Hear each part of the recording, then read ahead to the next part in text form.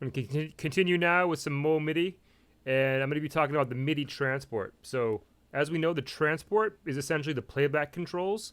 It comes from tape transport. It's the mechanism that would transport the audio tape through the record and playhead. So that's what these playback controls are right here. And I'm viewing the MIDI controls here. The transport is also up here. Just so you know, it can be part of the edit window. This pop-up window can include the transport, which is right there. I can just remove it as well. I can put it back here. Let's put it back. Transport right there. Boom. And this drop-down menu here can have MIDI controls. So I just hit it there and I'll put it back. There we go. And so I want to talk about these buttons here and what they mean. I'm going to start simply with the metronome, the simplest thing. I've got some MIDI in here and I can just play it back. So very simply, this metronome will turn the metronome on or off. That's the simplest thing it does. If you want more advanced options, you double click on it, and here we can see some more advanced options here. You can have the click on during play and record, only during count off, and so on and so forth, and other features like that. So sometimes you want it on just during your recording, or maybe you want it just on the count in. So just during count off, record, and so on. Just a lot of options there. I mainly just use it for turning it on and off there, right? This is wait for note. This is kind of cool. So wait for note, when that's turned on, I can kind of arm the transport. My piano track is record enabled here, ready to go. And I can kind of hit record here, and wait for note is on. And it's not going to start recording until I hit a MIDI note now. So that's sort of a fun feature to have. There's a lot of other uses for it, but that's basically what it does. So when I hit a chord here now, it will start to record. So ready? 3, 4.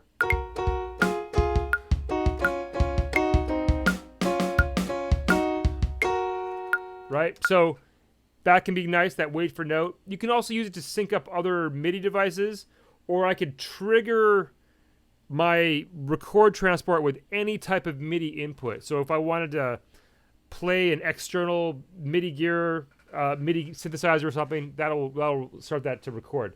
I'm gonna do some merge MIDI here. So I laid down some chords here. As if you want to know, it's a C minor 7th to D minor 7th, something like that, or C minor 9th, excuse me. And this merge MIDI is a great feature. So let me just record something without merge MIDI on. I'm ready to record over this. Basically without merge MIDI on, which is this little button right there, that will layer MIDI information on top of the existing MIDI information. It's sort of like a MIDI overdub. When it's not on, let's see what happens. It's turned off now. That's on, that's off. And let's see what happens now. I'm just going to hit record here. That's me playing. I'm playing over that. I basically, it will overwrite the existing MIDI. I undo that. That's what was there before. Let's try it again with merge MIDI turned on. So that blue button is turned on. Very useful feature. So now I'm going to record again. And my favorite keyboard shortcut here is just 3 on the number pad. So I'm going to hit 3.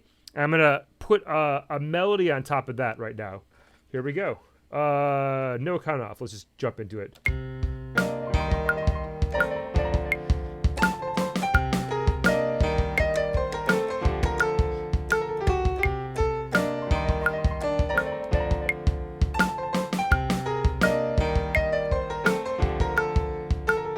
Yeah, so you get the idea there. I could keep on just doing passes of it. So here's this little Harry Potter conductor. And what that does, it toggles between 2 modes of playback, 2 fundamental modes of playback. It's either conductor mode, which you can program in tempo. So right now my tempo is 96 beats per minute 4/4, and I can have tempo changes. So I can have a whole timeline of changes that the conductor is making the MIDI performance. When that's not on, then I can go into manual tempo mode, which is 1 meter and 1 tempo throughout the duration. So if you're just trying stuff out, Or let's say that was my tempo before. I could also tap tempo. Let's zoom in on this. So I can select into the tempo and I hit T. And this tempo was slow before, but let's say I wanted to go a little bit faster. I'm hitting the T key now. I'm at about 120 beats per minute. Let's go a little bit faster. Let's get to 130. I'm just hitting the T key and it's sensing my tempo. So that's called tap tempo. So I can do that in manual tempo mode. That's what I'm in right now. And you can see the transfer up here. It says manual tempo. So now, oh wait, actually that should be. I don't think I hit enter. So if I hit that again, T, and then you have to hit enter. It's a lot faster. So T was on 120. I have to hit enter. Now it's 119.